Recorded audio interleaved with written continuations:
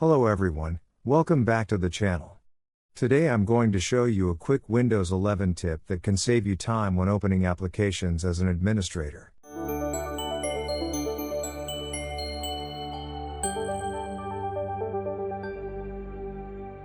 Many people usually right-click an app and select Run as Administrator. But there's actually a much faster keyboard shortcut you can use. First, press the Windows key on your keyboard to open the search bar. Now type the name of the application you want to open. For this example, let's type CMD to open the command prompt. Normally, you would right-click and choose Run as Administrator. But here's the faster method.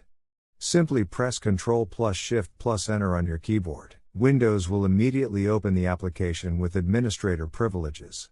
You might see a user account control prompt. Just click Yes, and the program will open as administrator. This shortcut is really helpful if you frequently use tools like Command Prompt, PowerShell, Task Manager, Registry Editor or other system tools instead of using the mouse. You can open them instantly using the keyboard. That's it for this quick Windows tip.